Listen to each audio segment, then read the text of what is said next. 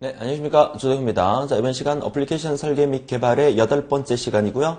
자, 수학 테마 마지막 시간으로서 소수와 소수의 합 구하기에 대해서 알아보도록 하죠. 자, 이번 시간에는 소수 구하는 방법과 소수를 구해서 그 소수의 합을 구하는 알고리즘에 대해서 알아볼 거고요. 자, 수업 시간 뒷부분에 지난 시간에 했던 거에 대한 복습의 의미에서 최대치와 최소값에 대해서 구해보고 그에 대한 합과 평균을 구하는 문제 간단하게 풀어보는 시간으로 만들어 보도록 하겠습니다. 자, 우선 그 소수 판별하기를 하기 전에 우리가 수학 테마를 공부하면서 또 소수가 뭔지 가물가물하기 때문에 자, 소수에 대한 의미가 무엇인지 먼저 한번 생각을 해보죠. 자, 우리가 아마 중학교나 뭐 초등학교 때 이 소수에 대해서 배웠을 텐데 과거에는 소수라고 말하지 않고 소수 뭐 이렇게도 말을 했었던 걸로 기억이 납니다.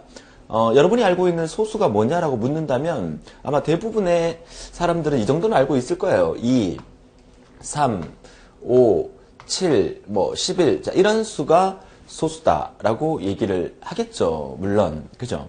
그렇지만 소수 하면은 또 뭐 0.1234의 그 소수를 얘기하는 게 아니라 여기서 말하는 이 소수는 과거에 소수라고 얘기했다고 말씀을 드렸지만 설명에도 제가 이렇게 적어놨죠. 그러니까 1과 자기 자신만을 약수로 가지는 1보다 큰 양의 정수를 우리가 소수라고 정의를 합니다. 자, 이렇게 말하니까 뭐 정의로 해서 이걸 뭐 외우고 할 그런 필요는 없어요. 우리가 해야 될 것은 컴퓨터가 이해하는 이 알고리즘을 풀이하고 해석해야 되고 컴퓨터가 이 소수를 판별하는 방법은 어떻게 판별하는지에 대한 개념을 우리가 익히는 게 중요하기 때문에 그 개념은 우리가 보통 쓰고 있는 이 자연수 중에서 뭐 1도 있고 2도 있고 3도 있고 4도 있고 5도 있고 쭉 있겠죠. 그러면 여기에 제가 적어놓은 숫자를 우리가 소수라고 제가 말씀을 드렸는데 그럼 소수가 아닌 수를 먼저 생각을 해봅시다. 소수가 아닌 수가 이 중간에 4라는 수가 있다면 이 4라는 수는 소수가 아니에요.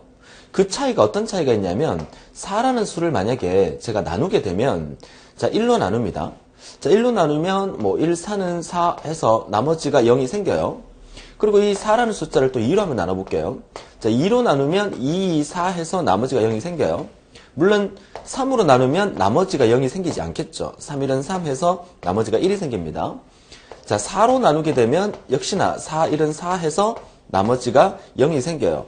우리가 말하는 이 소수에 대한 개념은 어떤 개념이냐면 1과 자기 자신으로만 나누어 떨어지는 수가 바로 우리가 소수라고 얘기를 하는데 4는 소수가 아니기 때문에 1과 자기 자신이 아닌 2라는 수로 나누었을 때도 나누어 떨어지기 때문에 4는 소수가 아니다 이렇게 판별을 하는 거예요.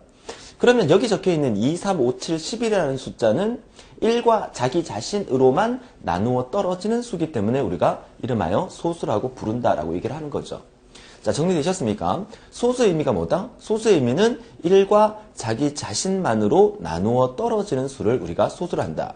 자, 그러면 우리 인간보다 컴퓨터가 잘하는 일은 컴퓨터는 반복을 잘한다 그랬죠. 그래서 우리가 컴퓨터에게 반복을 시키는 거죠. 1부터 자기 자신까지 한번 나눠 보라는 거죠.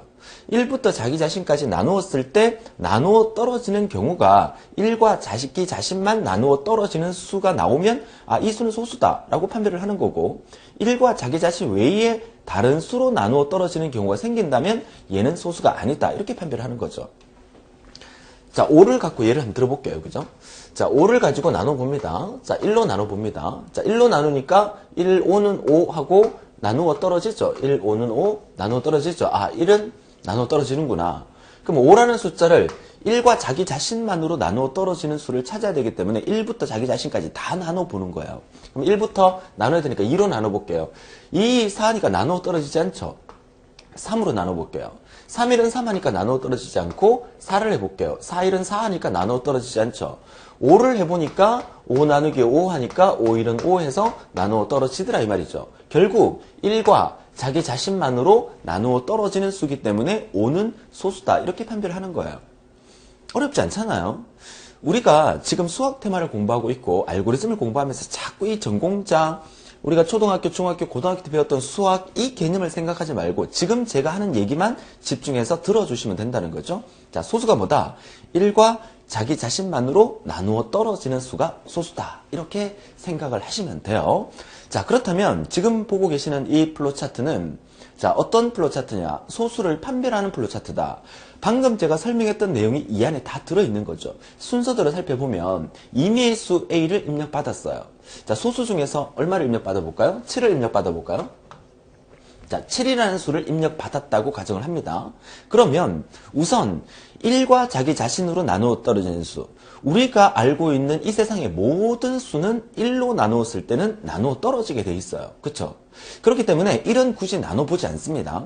방금 우리가 5라는 소수를 판별하기 위해서 5를 1로 나누었을 때 5, 1은 5 나누어 떨어졌다. 이거는 하지 않아도 된다는 거죠. 왜? 소수든 아니든 그 모든 수는 1로 나눠 떨어지기 때문에. 그래서 제2의 초기치를 2로 잡아둔 것은 2로 나눠버리자. 2부터 7까지 나눠버리자. 만약에 9라는 수가 소수냐 아니냐를 판단하기 위해서는 2부터 9까지 나눠버리면 되는 거고, 10이라는 수가 소수인지 아닌지를 판단하고 싶으면 1부터 나눌 게 아니라 2부터 10까지 나눴을 때 나누어 떨어지는 것이 자기 자신으로만 나누어 떨어진다면 그게 소수가 되는 거죠. 정리가 되셨습니까? 그래서 제2의 초기치를 2로 잡아놓고 2부터 나눠보자는 얘기예요. A를 입력받았죠? A라는 수는 7이 될 수도 있고 8이 될 수도 있고 임의의 수를 입력받는 거예요. 그 수가 소수인지 아닌지를 판별하고 싶으니까. 그래서 A를 입력받아서 그 A를 뭘로 나눈다? 2부터 A까지 나눠주면 되죠. 자, A를 7을 입력받았으니까 2부터 7까지 나눠주면 되고, A를 만약에 5를 입력받았으면 2부터 5까지 나눠주면 되는 거야. 그랬을 때 자기 자신으로만 나누어 떨어지는 수를 찾아주면 되는 거죠. 1은 굳이 나눠볼 필요가 없기 때문에 제2의 초기치를 2로 주고, 우리는 어떤 과정을 한다? A를 j 로 나눴을 때 나머지가 0이냐를 판단해 주는 거죠. 자, MOD 함수에 대해서는 더 이상 설명을 안 해도 되겠죠. 자, A 값을 j로 나눴을 때 MOD, 나머지를 구해서 그 나머지가 0이냐라고 판단을 합니다. 0이라면 어떻게 한다? 그 j 값을 j 값하고 A 값하고 비교를 하죠. 입력받은 수가 7이었어요. 그쵸? 나누어 떨어지는 수가 만약에 j 값이 계속 맴돌아서 7이 됐을 경우에 7로 나누어 떨어져서 A와 J가 같으면 그 수는 소수가 되는 거예요. 만약에 그렇지 않은 경우에는, 자, 나누었을 때 나누어 떨어지는 경우에서 A와 J가 같지 않다는 얘기. 예를 들어서 처음에 4를 입력받았어요. 4를 입력받아서 2부터 나눈다 그랬죠? 2, 4 이렇게 나눴어요. 나누어 떨어졌죠? 나누어 떨어지는 순간 입력받은 수 이 입력받은 수 A와 이 J를 비교해보니까 이 A와 J가 같으냐라고 물었으니까 얘는 같지가 않잖아요. 같지가 않으면 소수가 아니란 얘기예요. 그쵸? 그러니까 5라는 수는 소수기 때문에 5라는 수를 2부터 나누기 시작을 해요. 2로 나눴어요. 나누어 떨어지지 않아요. 3으로 나눴어요. 나누어 떨어지지 않고 4로 나눴고 나누어 떨어지지 않고 5로 나눴을 때 나누어 떨어지니까 이때 당시에 이 J와 입력받은 A가 서로 같으니까 얘는 소수다. 이렇게 되는 거죠. 자, 정리가 되셨습니까? 자, 그런데 이 부분에서 J는 J 플러스 1이 하는 이 역할은 뭐예요? 얘가 이렇게 계속 반복된다는 얘기는 우리가 입력받은 수가 7이었어요. 우리가 해야 될 일은 2부터 시작해서 7까지 나눠줘야 되죠. 처음에는 7을 입력받았으면 7을 2로 나누고, 그 다음에는 3으로 나누고, 그 다음에 4로 나누고, 5로 나누고, 6으로 나눠서 7로 나눠주는 것까지 해줘야 된다는 거죠. 이 숫자를 2, 3, 4, 5, 6, 7까지 A까지 변화시켜주는 역할을 하는 게 바로 이 J는 J 플러스 1이 하는 역할이죠. J 값을 2부터 시작해서 입력받은 수 A까지 증가시켜줘야 되니까. 그래서 여기서 판단하는 것은 J는 J 플러스 1을 통해서 이 값을 계속 반복해서 만들어주게 되는 거죠. 그렇게 했을 때 마지막 입력받은 수 7과 J 값이 7이 되는 순간까지 나눠주게 되죠. 그렇게 했을 때는 무조건 나누어 떨어지겠죠. 자기 자신으로 나누면 무조건 나누어 떨어져요. 나누어 떨어졌을 때 그 A와 J가 같으면 그 수는 소수가 되고, 그렇지 않으면 소수가 아니다. 이렇게 판단을 하는 거죠. 자, 정리가 잘 되셨습니까? 자, 우리가 이 소수 구하기 부분에 대해서는 그렇게 어렵지가 않아요. 개념만 이해하시면 돼요. 자, 이 플로 차트, 이 알고리즘을 들여다보는 순간 소수에 대한 개념을 모르면 도대체 이게 뭐 하는 거냐? 이렇게 생각할 수 있지만, 우리는 소수라는 것은 1과 자기 자신만을 약수로 가지는 1보다 큰 양의 정수를 의미하는 거기 때문에 이런 소수에서 제외를 시키고 2부터 시작해서 전체 수 중에서 1과 자기 자신만으로 나누어 떨어지는 수가 우리가 소수라고 부른다라고 얘기를 하는 거예요. 그쵸?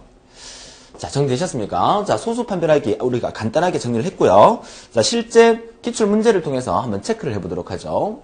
물론 우리 기사, 산업기사에서 이 정도의 문제가 출제되지는 않습니다. 너무 쉽기 때문에 기능사에서는 자주 출제됐던 문제긴 합니다. 실제 기능사에서 출제됐던 문제고요. 임의의 수 A를 입력받아서 그 A라는 수가 소수이냐 소수가 아니냐를 판단하는 것 중에서 우리가 맨 먼저 기억해야 될 것은 어떤 의미를 기억해야 된다? 처음에 나누기 시작할 때 1부터 나누는 게 아니라 2부터 나눕니다. 2부터 시작해서 입력받은 수 A까지 자기 자신까지 나누기를 계속 실행하면서 나누어 떨어지는 경우가 딱 한 번 자기 자신으로만 나누어 떨어지는 경우가 발생하면 그 수는 소수가 되는 거고 중간에 한 번이라도 나누어 떨어진 다른 수에 의해서 나누어 떨어지는 경우가 발생하면 소수가 아니다. 이렇게 판단을 하게 되는 거겠죠. 자, 그러면 자, J 값을 초계치를 주고요. 자, J는 J 플러스 1을 통해서 J 값을 증가시킵니다. 자, MOK와 NMG가 나왔다는 얘기는 목과 나머지를 구해야 되죠. 우리가 바로 앞 페이지에서 플로차트에서 봤을 때는 어떤 의미를 봤어요? MOD 함수를 이용해서 바로 나머지를 구해서 그 나머지가 0이냐라고 판단했는데 자, 이 문제는 조금 길게 풀이해서 쓰기 위해서 목과 나머지 구하는 식을 따로따로 넣어놨죠. 그쵸? 자, 이제는 우리가 목과 나머지 구하는 것은 아주 식은 죽 먹기로 쉽게 할 수 있겠죠. 자, 몫을 구할 때는 어떻게 합니까? 반드시 뭘 취해야 된다? 인트를 취해야 돼요. 그래서 자, 인트를 취해서 입력받은 수가 A였습니다. 그 A를 뭘로 나눈다? J로 나눠주면 되죠. 자, 입력받은 수 A를 J로 나누었을 때 인트를 취하게 되면 몫을 구할 수 있다. 요거 슬래시로 적어야 되겠죠? 나누기니까. 자, 입력받은 수 A를 J로 나누었을 때 인트를 취하면 우리가 몫을 구할 수 있고 그럼 나머지는 입력받은 수 A에서 방금 구했던 이 목에다가 곱하기 나누는 수 얼마 J를 곱해주게 되면 우리가 나머지를 구할 수 있어요. 자, 이 세 가지 과정을 우리는 줄여서 앞 페이지에서는 어떻게 했다? MOD 함수를 써서 A, J 했는 게 0이냐 이렇게 물어주는 게 이 세 가지 과정을 풀이해서 줄여서 이렇게 표현하고 얘를 풀이해서 세 단계로 만들 수 있다는 거죠. 문제 내기 좋으라고 이렇게도 나옵니다. 그렇죠? 뭐 이거는 뭐 2강, 3강, 4강을 통해서 우리가 수도 없이 했기 때문에 잘 이해하실 거라고 봅니다. 자, 그러면 목과 나머지를 구했어요. 그 나머지가 뭐냐? 나머지가 0이냐를 판단하겠죠. 4번 답은 이 꼴이 되겠네요. 자, 0이라고 판단했습니다.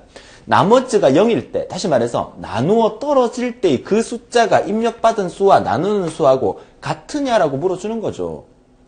같으면 그 수가 소수가 되는 거고 그렇지 않으면 소수가 아니에요. 그렇죠? 여기 하살 게 없다고 뭐라 하지 마세요. 그렇죠? 소수가 아니면 자, 여기서 이렇게 해서 끝내버려라. 이렇게 정리가 되는 거죠. 자, 그러면 이 문제에서 여러분들이 또 하나 이해해야 될 거. 이 1번 답, J의 초기치는 과연 얼마가 되느냐? J의 초기치는 얼마가 돼요? J의 초기치는 2가 돼야 되죠. 제가 말씀드리는 이 J의 초기치가 2가 돼야 된다. 이 말은 우리가 나누어야 될 수가 첫 번째는 얼마부터 나눠? 1부터 나눌 필요 없다 그랬죠. 2부터 나눠주면 돼요. 그쵸? 무조건 우리가 MOD A, J 했을 때 입력받은 수에서 2부터 나누기를 시작했을 때 나누어 떨어지는 수를 찾아주면 되는데 그러면 J가 첫 번째 들어와야 될 수는 2가 돼야 돼요. 어디에? 여기서 여러분들이 이 부분을 잘 기억해야 돼요.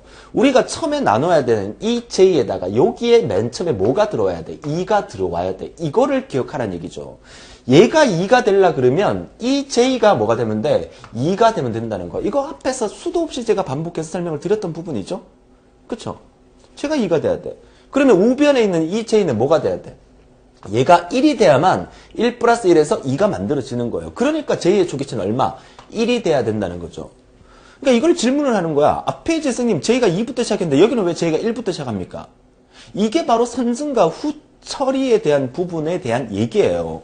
여기서 먼저 증가가 나오기 때문에 우리는 2를 만들어줘야 되기 때문에 J의 초기치는 1로 만들어준다. 이 정도는 우리가 가볍게 이제 해결할 수 있어야 된다는 얘기죠.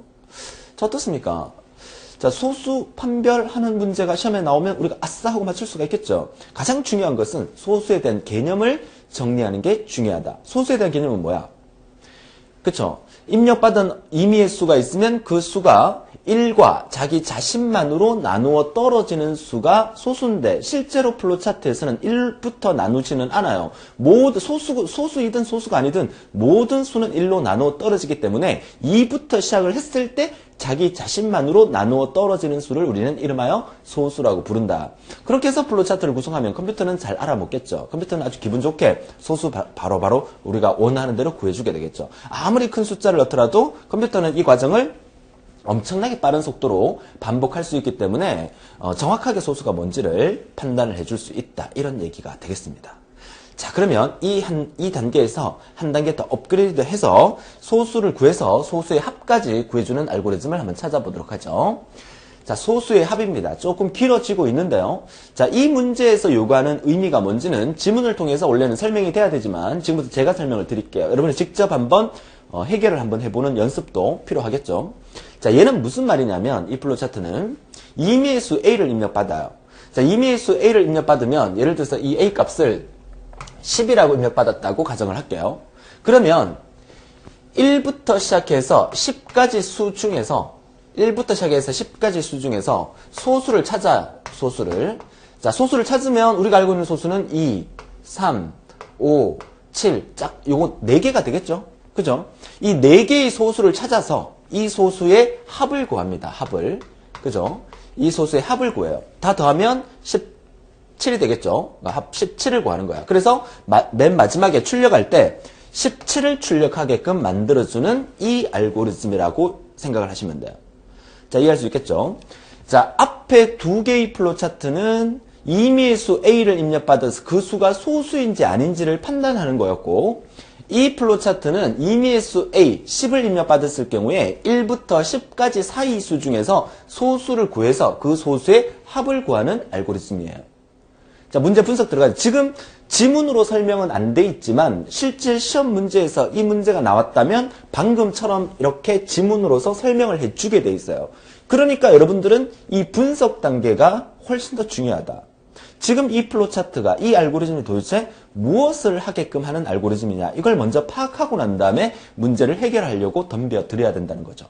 그쵸? 자, 문제 이해했습니다. 자, 그러면 합계를 구해야 되니까 우리가 이거 합계 구하는 방법은 2 더하기 3 다 이거 구하고 난 다음에 소수를 구하고 난 다음에 얘네 다 더해서 17이라는 합계를 구한다 그러면 합계를 구하는 변수를 우리가 sum이라고 지정한다 그러면 합계 구하는 공식 어떻게 됩니까?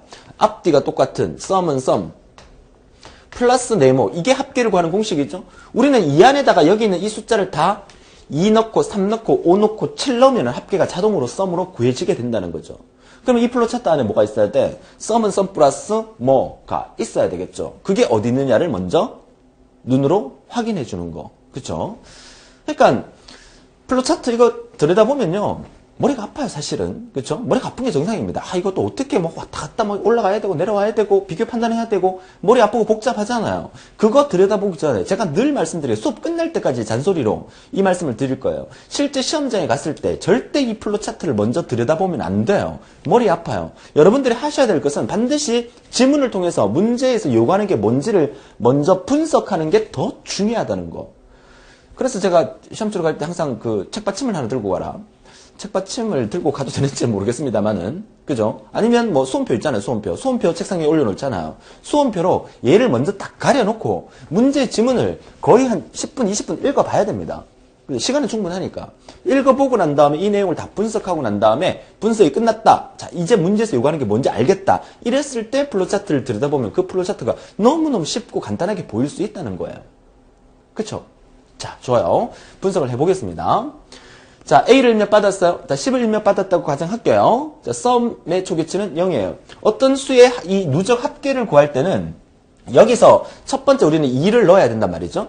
그러면 이 2가 최종적으로 여기에 누계로 들어갈 때는 이 sum의 초기치는 항상 0으로 잡혀있는 경우가 대부분이에요. 물론 우리가 지난번 피보나치 수열 공부할 때 피보나치 수열에서는 개차 수열했습니까? 앞에 있는 두 수를 더해서 세 번째 수부터 만들어내고 있기 때문에, 그쵸? 세 번째 수부터 만들어내고 있기 때문에 앞에 있는 두 수를 썸에다가 미리 넣어놓고 하기 때문에 썸의 초기치를 뭐 2로 잡아주는 경우가 있었습니다. 하지만 기본적으로 대부분은 여기에 어떤 수를 넣을 때마다 누계가 들어간다면 썸의 초기치는 대부분 0으로부터 시작을 합니다. 그쵸?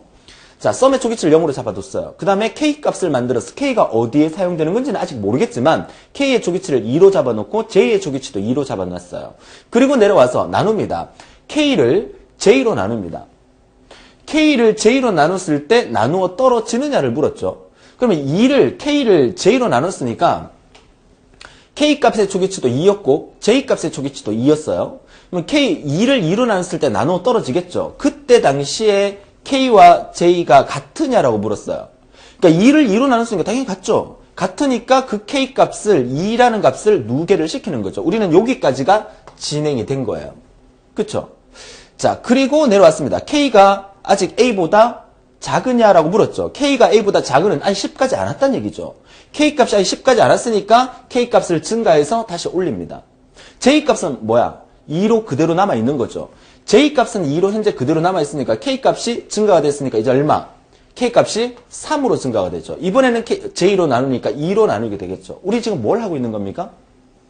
우리 지금 뭘 하고 있는 거죠? 우리는 입력받은 수가 10이면 1부터 10 사이의 수 중에서 소수를 가려내는 거잖아요. 근데 아까 앞에서 말씀드렸죠. 1부터 10개의 수에서 소수를 가려낼 때 1부터는 하지 않아요. 그쵸? 2부터만 하면 돼요. 1은 무조건 나누어 떨어지기 때문에 2부터 하면 돼요. 그래서 2부터 시작을 한 거예요. 그 다음에 2가 증가돼서 K값이 증가되니까 K값이 3으로 바뀌죠. 이제 3으로 나눠 본다는 거죠. 자, 그 개념에서 우리가 1부터 10까지 수 중에서 실제로 해야 될 것은 2부터 10까지 수 중에서 소수를 판별하면 되기 때문에 K값을 2로 증가시켜서 다시 올라가요.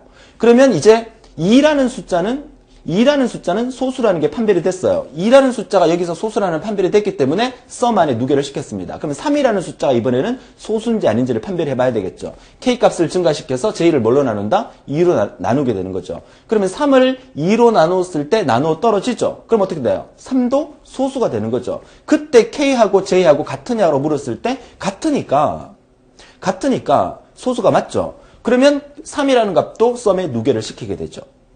자, 이제 소수가 아닌 4가 만들어집니다. 자, 내려와서 다시 K값을 뭘로? 4로 증가시켜서 올라갑니다. K값이 4로 증가시켜서 올라갔을 경우에 이제 4가 소수냐 아니냐를 판단하게 되는 거죠. 4를 뭘로? J값 2였으니까 2로 나눕니다. 4를 2로 나누니까 나누어 떨어지죠. 4를 2로 나누니까 나누어 떨어지니까 이쪽으로 갔는데 K하고 J하고 같으냐? 4하고 2하고 같으냐고 보니까 같지가 않잖아요. 그쵸? 같지가 않으면 얘는 소수가 아니야. 소수가 아니기 때문에 NO 하면서 떨어지면서 누계를 구하지 않고 그냥 통과해버려요. 그쵸? 자, 그리고 다시 내려왔을 때 K값 증가시켜서 K값을 5로 바꾸고 다시 올라갑니다. 결국 첫 번째 K값을 2부터 시작을 해서 2를 2로 나누었을 때 나누어 떨어지는 순간 2와 2가 같으니까 얘는 소수야. 그죠? 그 다음에 K값 증가시켜서 3을 만든 다음에 3을 2로 나누니까 나누어 떨어지지 않아요. 3을 2로 나누니까 나누어 떨어지지 않으니까 올라가서 J값을 바꿔서 또 한 번 3을 3으로 나누게 돼요. 그 3을 3으로 나누니까 나누어 떨어지죠. 그럼 3도 소수예요. 근데 K값을 4로 만들어서 처음에 2부터 나누죠. 4를 2로 나누니까 나누어 떨어져 버렸어요. 그리고 올라가서 K하고 J하고 같으냐고 물었으니까 같지가 않죠. 같지가 않으니까 소수가 아니니까 누계하지 않고 다시 올라가 버리는 거죠. 자, 그 원리를 다시 한번 우리가 플로차트를 들여다보고 있지만 그 원리를 다시 한번 생각해 보면 우리가 해야 될 일은 입력받은 수가 10이에요. 그죠? 10이면 1부터 할 필요는 없고 2부터 10까지 수 중에서 소수를 먼저 판별을 해요. 첫 번째, 2라는 수를 만들어요. K값으로 만들고 있죠. K값을 2라는 수로 만들어요. J값은 나누는 수가 되는 거예요. 첫 번째, 2를 J값 2로 나누니까 2는 2 하니까 바로 나누어 떨어져요. 나누어 떨어지는 순간 2와 2, K와 J가 서로 같으니까 얘는 소수예요. 그러면 썸값 누계에다가 저장을 시키자 이 말이죠. 자, 그리고 K값을 증가시켜요. 3으로 바꿔요. 3으로 바꿔서 첫 번째 2로 나눕니다. 나누어 떨어지지가 않죠. 3으로 나눠요. 나누어 떨어집니다. 3, 1은 3. 그죠? 그러니까 나누어 떨어지는 경우가 자기 자신에 딱 한 번만 생겼죠. 아, 3도 소수구나 하고 누계를 시켜요. 어디서? 여기서. 누계를 시켜요. 자, 그 다음에 K값 증가시킵니다. 4로 증가시켰어요. 4로 증가시켜서 처음에 또 J값 2부터 나누기 시작을 합니다. 자, 4 해서 나누어 떨어져 버리죠.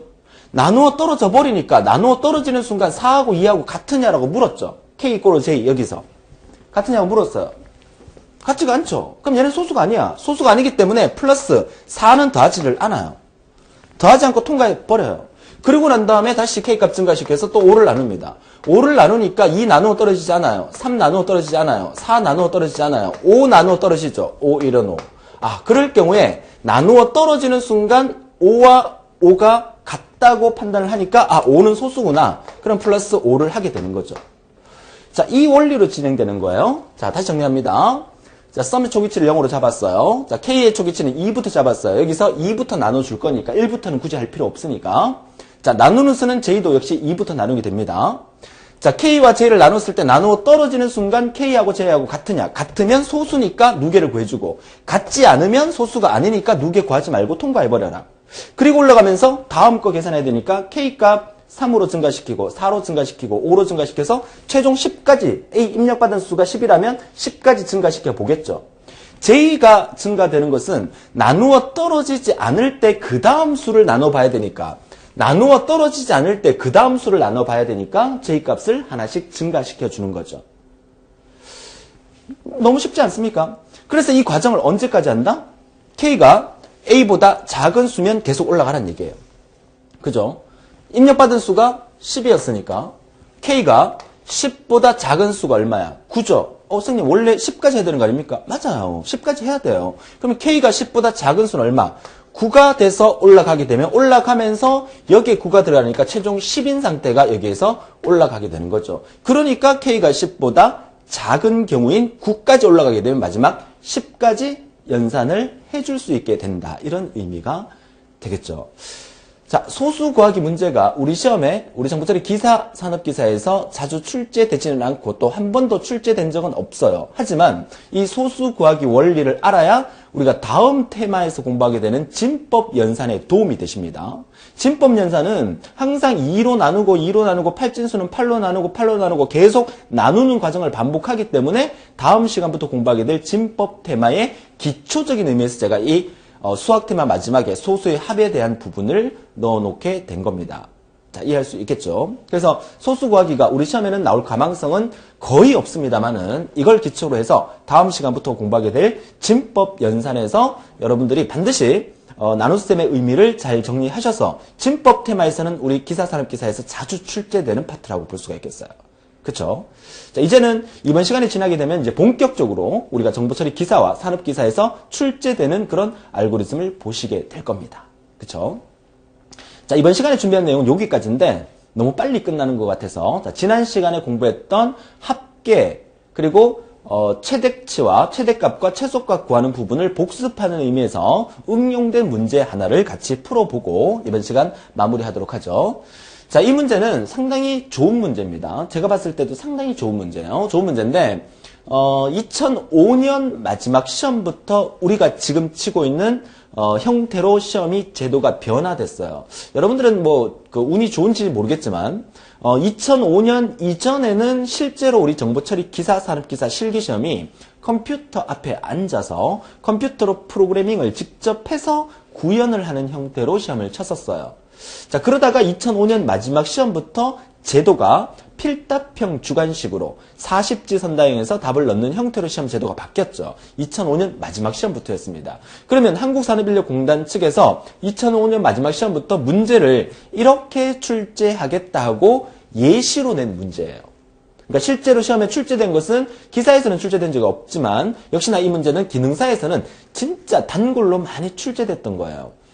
자, 이 문제는 우리가 어떤 의미에서 파악을 해야 되냐면 가장 중요한 것은 제가 이따가 설명을 드리겠지만 이 갈로 2번과 갈로 3번 답에 대한 부분이 이 문제에서 가장 핵심 키포인트다라고 말씀을 드리는데 이 문제를 해결하기 위해서는 여러분들이 몇 가지 알아야 될 사항들이 좀 있어요. 근데 이 문제를 그냥 단순 암기식으로 우리가 지금까지 알고리즘을 공부해 왔다면 이 문제 해결 못합니다.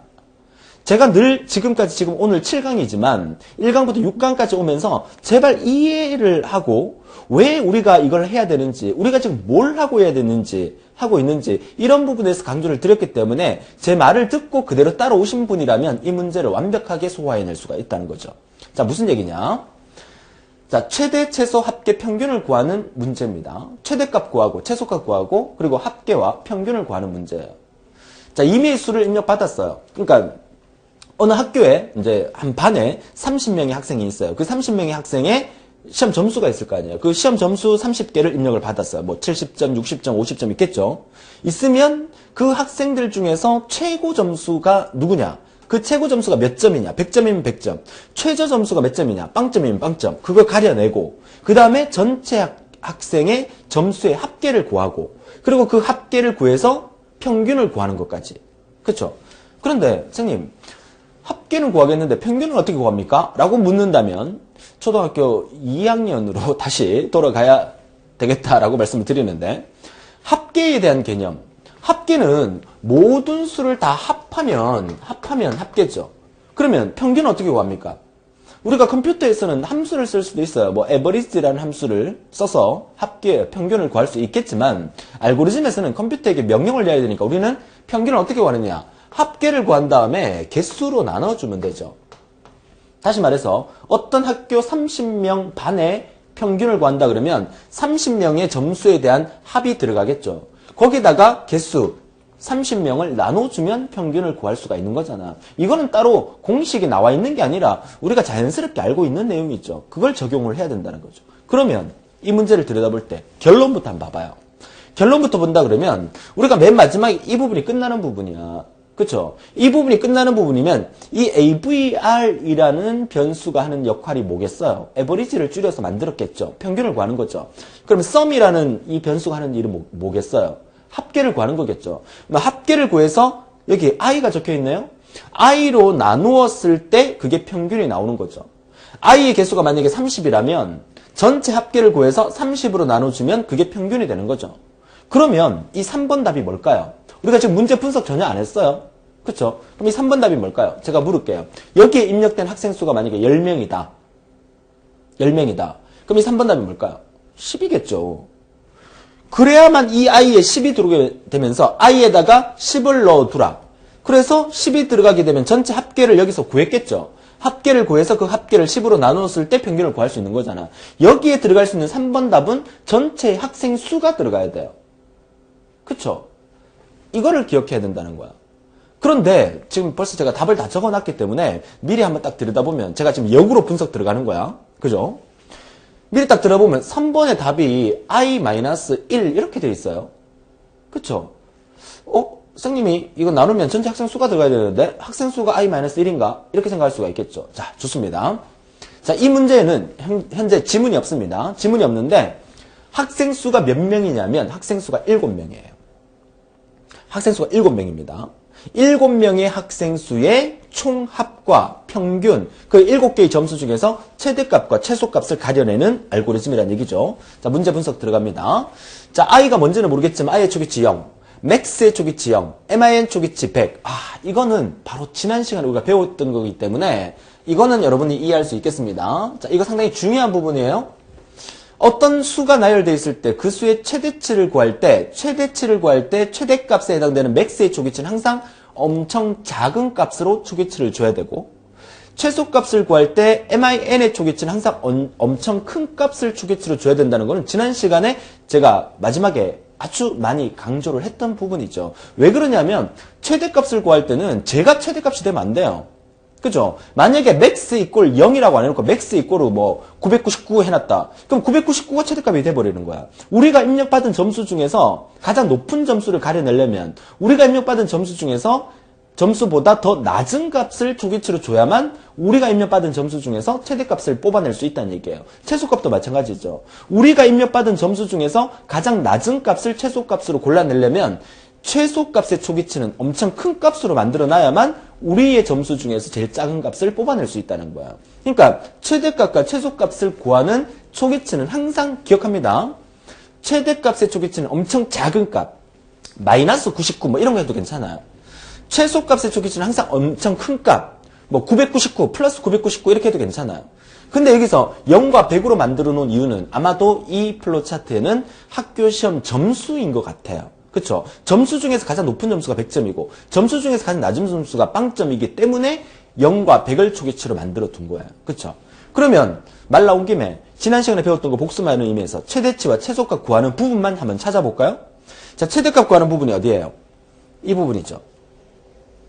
자, 이 부분이 최대값을 구하는 부분이고 자, 아래쪽에 이 부분이 최소값을 구하는 부분이에요. 모양이 선생님 좀 다른데요? 우리는 지난 시간에 최대값 구하는 게 마름모 모양이 이렇게 해서 이렇게 공부를 했는데 자, 이렇게. 그죠? 지난 시간에 공부했던 거죠. 자, 이쪽이 yes고, 이쪽이 no라면, 이렇게 공부를 했잖아요. 얘를 이렇게 쭉 빼서 옆으로 돌려놓은 거야. 그죠? 그림이 조금 달라졌다고 해서 이해를 못하면 안 되겠죠? 자, 무슨 말이냐? 맥스 안에 들어있는 이 값과 갈로 4번에 있는 값과 비교했을 때 얘가 더 작으면 yes. 얘가 더 작으면 어떻게? 얘보다 얘가 작으니까 얘가 큰 값이죠. 그러면 그 얘를 여기다 넣어라 이 말이죠. 그러면 4번 답은 뭐야? S갈로 I. 여기에 나와 있으니까 이 값을 그대로 넣어주면 되죠.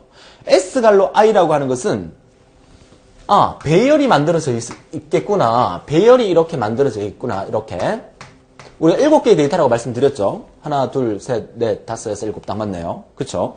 첫 번째 70점 들어있고, 그 다음에 60점, 그 다음에 100점, 그 다음에 50점, 70점, 60점, 40점, 이렇게 숫자가 들어있겠죠. 그러니까 이 첫 번째 방 이름을 우리가 이 배열 이름이 S라면 S갈로 1번 방, 이 방 이름이 S갈로 2번 방, 이렇게 되는 거죠. 그쵸? 자, 마지막 방 이름이 S갈로 7번 방, 이렇게 되는 거죠. 그래서 이거 전체를 부를 때 S갈로 I방이라고 부르고, I 값을 1, 2, 3, 4, 5로 증가시키게 되면 S갈로 1번 방부터 S갈로 7번 방까지 만들어지는 배열이에요. 이 안에 숫자가 이렇게 7개가 들어있다는 얘기야. 그러니까 결국 S갈로 I방 안에 들어있는 것을 맥스에 넣어주면 돼요. 어떻게? 다시 맥스방 안에 들어있는 값과 S갈로 I방 안에 들어있는 값과 비교했을 때 S갈로 I방보다 맥스가 더 작으면 S갈로 I방에 있는 게 큰 거잖아. 그 큰 거를 맥스에다가 넣어두겠다. 이렇게 되는 거죠. 이게 최대값 구하는 공식이에요. 4번 답은 뭐야? S갈로 I. 자, 이렇게 되는 거고. 그럼 최소값 구할게요. 자, 최소값은 S갈로 I방에 있는 거와 최소값 변수 min하고 비교했을 때 얘가 더 작으면 얘보다 얘가 더 작으면 얘가 최소값이잖아. 얘가 작은 값이잖아. 그럴 경우에 S갈로 I방 안에 들어있는 거를 어디에다가 min에다가 넣어주라. 이 두 가지는 지난 시간에 우리가 공식처럼 외워도 된다 하고 기억했던 부분이기 때문에 이거 틀리면 안 된다는 거죠. 이 정도는 충분히 할 수 있겠죠. 우리는 뭘 구했다? 최대와 최소 구하는 거는 끝났어요. 자, 합계 구하는 거 찾아볼까요? 합계 구하는 공식은 뭐예요? sum은 sum 플러스 네모. 자, 합계 구하는 변수, sum으로 만들어져 있네. 그쵸? 6번 답이 뭐겠어요? sum은 sum 플러스 네모. 이게 6번 답이에요.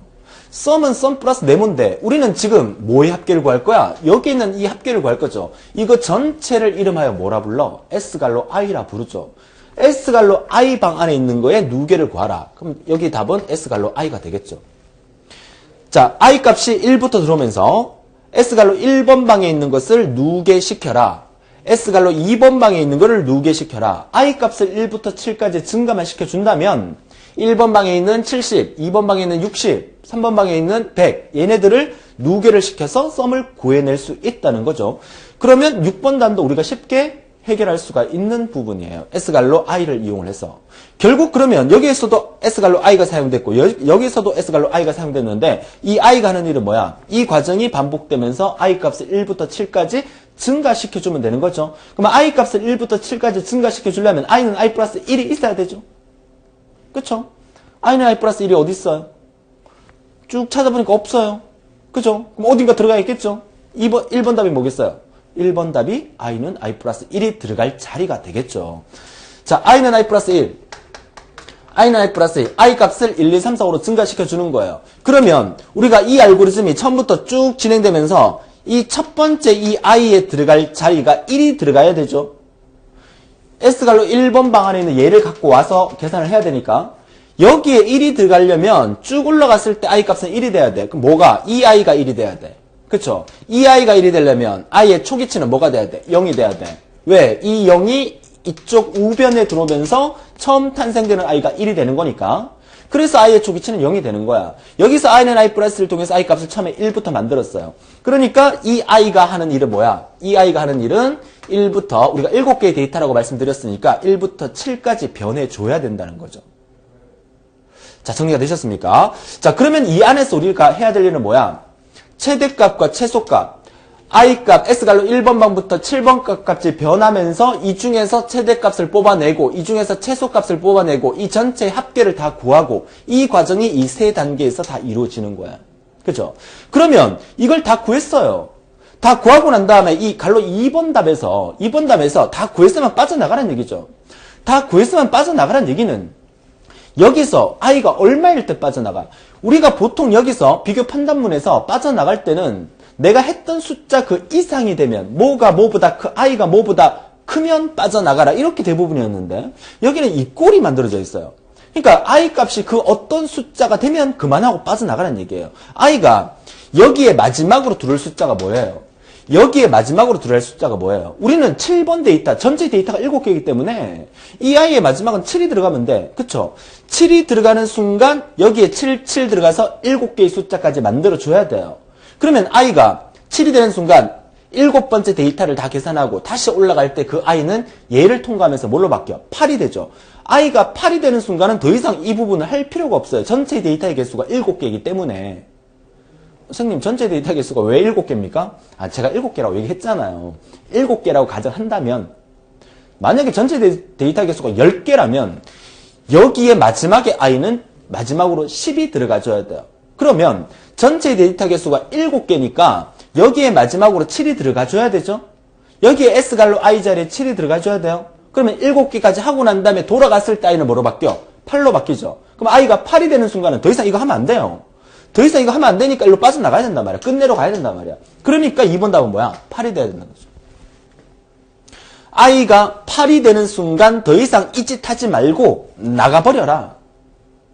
정리되셨습니까? i가 8이 되는 순간 이 짓 안 하고 빠져나왔어요. 그러면 여기서 i는 8이 된 상태에서 넘어온 거예요. 그쵸? 근데 이 문제에서 가장 하이라이트가 이 부분이라고 제가 말씀드렸잖아요. 그러면 생각해 보세요. 우리가 마지막에 뭘 구해야 돼? 평균을 구해야 돼요. 평균은 어떻게 구합니까? 합계를 구한 다음에 나누기 개수로 나눠주면 된다 그랬죠. 우리 이 전체 데이터 개수가 몇 개라고 그랬어요? 이 전체 데이터 개수가 7개라고 그랬죠. 그러면 여기에 이 마지막에 썸 나누기 i에서 이 i 값이 얼마가 돼야 돼? 7이 돼야 돼요. 그러면 이 3번 답이 뭐가 돼야 되냐면 7이 돼야 돼. i에다가 7을 넣어두라. 그래서 그 7을 여기서 나눠줘라. 그래서 썸 나누기 7에서 평균 AVR을 구하는 거예요. 그래서 3번 답은 7이었어요. 답항을 막 뒤졌어요. 7이 없어요. 그게 문제라는 거죠.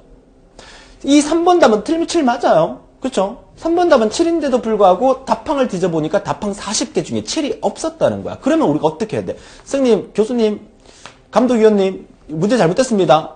라고 얘기를 해야 되겠죠. 근데 문제 잘못된 거 아니야. 7을 우리가 만들어줘야 돼. 그쵸? 정답이 보이기 때문에 여러분이 이해하셨을 겁니다. 마지막에 8이 넘어온 거잖아. 8이 넘어왔으니까 이 i를 7로 만들어줘야 돼. 이 i를 7로 만들어주기 위해서는 현재 i 값 넘어온 게 8이기 때문에 3번 답은 i는 i-1, i-1을 통해서 이 i에 뭐가 들어가는 거야? 이 8이 들어가게 되는 거죠. 이 8이 들어가면서 8-1에서 최종 i는 7이 만들어지고 그 7이 여기에 들어가면서 전체의 평균이 만들어지는 거야. 그래서 3번 답이 i-1이었다는 거죠. 그쵸? 실제 이 문제가 기능사에서 출제됐을 때 학생들이 가장 많이 틀렸던 부분이 이 부분이죠. 이 부분이 난 7이라고 생각했는데 7이 답항이 없는 거야. 그래서 아무거나 막 찍는 거야. 이 원리를 이용한다면, 이 원리를 이해한다면 이 3번 답이 i-1이었다는 사실을 누구나 쉽게 찾을 수가 있을 겁니다. 그런데 기능사에서 이 문제가 상당히 많이 출제됐다 그랬었죠. 그래서 몇 달 지나고 난 다음에 이 문제가 기능사에서 한 번 더 출제가 됐어요. 2006년인가 2007년인가 그때 한 번 더 출제가 됐어요. 그때 출제됐는데 실제로 답항에 i-1도 있었고 7도 있었어요. 답항에 2개가 있었는 거야. 그래서 학생들은 대부분 7로 했겠죠. 그냥 대충 공부한 사람 7로 했을 겁니다. 근데 조금 공부한 사람에게도 i-를 적었을 거예요. 답항에 i도 있고 i-를 2개 쓰는 거야. 그래서 기능사 시험 문제에서 이거를 둘 다 정답으로 취급해 줬었습니다. 시험 시작하기 전에 문제에서 이런 경우도 있었어요. 시험 시작하기 전에 그 감독위원회 나왔고 방송으로 지금 출제된 문제가 조금 오류가 있어서 좀 정정을 하겠습니다. 해서 답항 중에서 뭐 30 몇 번에 7을 없애주세요. 7을 없애주세요. 나는 답이 7이라고 생각했는데 7을 없애래. 그래서 다른 답항이 찾아보니까 i-1이 있었던 거야. 그런 에피소드가 과거 초창기에 이 문제가 시행됐을 때 2006년, 2007년 이때 이런 문제점이 있었어요. 그쵸? 근데 기사에서는 이런 경우가 한 번도 없었어요. 산업기사하고. 정보처리 기사하고 산업기사에서는 이런 문제가 한 번도 없었는데 실제로 이 문제는 아니지만 이와 비슷하게 정답이 두 개가 될 수 있는 형태의 문제가 한번 출제가 된 적이 있었어요. 지금처럼 7이 답이 될 수도 있고 i-1이 답이 될 수 있고 이런 문제가. 그래서 수많은 수험생들이 막 그 법적으로까지 막 그 소송하고 막 이런 경우도 생겼던 기억이 2006년, 2007년도에 한번 있었어요. 근데 결국 한국산업인력공단에서는 절대 안 된다. 왜? 출제자의 의도는 i-1을 통해서 i 값을 만들어내는 과정을 그렸는 의도이기 때문에 7이라는 값은 들어갈 수 없다. 이렇게 그죠? 단언을 해버렸어요. 그래서 수많은 학생들이 이 한 문제 때문에 눈물을 머금고 그 다음 시험을 쳐야 됐던 그런 경우도 있습니다. 우리는 과거는 잊어버리고 여러분의 7시험을 생각해 보세요. 여러분의 7시험에서 만약에 이런 경우가 발생하면 역시나 절대로 답 정정이 안 됩니다. 여러분 스스로가 이게 답이 될 수 있고 이게 답이 될 수 있는 거 아닙니까? 라고 따지지 마세요. 항상 문제에서 지문을 꼼꼼하게 읽어보면서 출제자의 의도가 어떤 의도인가? 그리고 두 번째는 알고리즘을 표현할 때 어떻게 표현하는 게 가장 효율적인가? 이걸 따져봐야 돼. 그러면 효율적인 측면에서 한번 따져봅시다. 효율적인 측면에서 여기에다가 만약에 7을 답으로 하기로 하자 라고 했을 경우에 데이터 이 알고리즘을 그대로 그려놓고 데이터가 만약에 10개면 데이터가 10개면 이 3번 답을 10으로 바꿔줘야 돼. 데이터가 100개면 3번 답을 100으로 바꿔줘야 돼. 그쵸? 하지만 여기에 3번 답을 i-1을 했을 경우에는 데이터가 100개든 1000개든 10,000개든 이거 바꿀 필요가 없어요. 여러분 생각해보세요. 어느 게 더 효율적입니까? 3번 답을 i-1로 넣는 게 더 효율적인 거야. 그렇기 때문에 i-1로 답을 하겠다고 결정해버리고 우리가 할 말이 없는 거예요, 사실은. 컴퓨터에 집어넣었을 때는 정확한 답이 나와요. 7을 넣든 i-1을 넣든 정확한 답이 나오지만 내가 이렇게 흥분해서 하는 이유가 있잖아. 여러분들 시험에서 이런 것 때문에 여러분만의 생각을 가지고 7을 답을 해가지고 이 한 문제 때문에 떨어지는 경우를 안 생기게 하려고 제가 이 얘기를 강력하게 지금 주장을 하고 있는 거예요. 알고리즘을 분석했을 때 그걸 생각하래요. 어느 게 더 효율적이냐. 7을 넣었을 때는 다른 데이터가 들어왔을 경우는 이 7을 값을 다 바꿔줘야 되지만 i-1을 넣었을 때는 안 바꿔도 되니까 i-1을 넣었을 때가 더 효율적이니까 이게 정답이란 얘기예요. 제가 왜 이렇게 흥분을 합니까? 그쵸? 저는 2005년 마지막 시험부터 이 강의를 해왔었어요. 해오면서 수많은 학생들이 시험을 치고 제 강의를 듣고 시험을 쳐왔잖아요. 한 명 한 명이 불합격 소식을 들을 때마다 제 가슴이 찢어져요. 여러분을 어떻게 하면 합격시키겠다는 그 마음이기 때문에 이 부분에 대해서 제가 흥분을 하는 거거든. 그쵸? 반드시 문제를 분석을 하고 정말 이게 효율적이냐 아닌가를 따져볼 수 있는 그런 여러분들이 되셨으면 좋겠고 앞으로 뒷부분에 강의를 하면서 이런 얘기를 상당히 많이 해드릴 겁니다. 반드시 효율적인 프로그래밍이 될 수 있는 생각을 해달라고 부탁을 드리고요. 자, 너무 흥분한 것 같고요. 자, 다음 시간 예고해드립니다. 다음 시간은 알고리즘 9강 진법 테마 드디어 들어갑니다. 10진수와 2진수 간의 변환. 자, 이 부분은 아마도 제 강의를 들으셨던 분들은 본 강의, 필기 강의, 전자계산기 구조 과목에서 진법 강의를 1시간을 통해서 수업을 들으셨기 때문에 진법 변환의 원리를 다 이해를 하고 계실 겁니다. 자, 근데 그 필기 시험 자체에서 이제 진법 변환 관련 문제가 최근 들어서 시험 문제 안 나오기 때문에 어떤 강의에서 이 진법 변환을 빼버리는 경우가 종종 있습니다. 근데 실기까지 이어지려면 필기 강의에서도 진법 변환에 대한 수업이 약간은 있어야 되지 않겠나 싶어서 제가 필기에 넣어놨기 때문에 기본적으로 진법 변환 알고 계실 거지만 또 그렇다고 해서 또 필기를 또 다른 경로로 이용해서 공부를 하고 또 합격하신 분들이 계시기 때문에 그분들을 위해서 또 진법 변환이 개념이 어떤 건지를 다시 한번 간단하게 설명을 드리고 진법 변환의 10진수와 2진수 변환하는 관계에 대해서 알고리즘은 또 어떻게 표현되는지 또 다음 시간에 설명을 드리도록 하겠습니다. 자, 이번 시간 고생 많으셨고요. 반드시 여러분들이 합격하실 수 있으니까 어떻게 하면 손쉽게 또 한 번에 합격할 수 있는지 개념 잡으시면서 한강 한강 재미있게 열심히 따라와 주신다면 반드시 노력한 대가는 있다는 거 말씀드리면서 오늘도 즐거운 하루 되시고 다음 시간에 뵙겠습니다. 수고하셨습니다.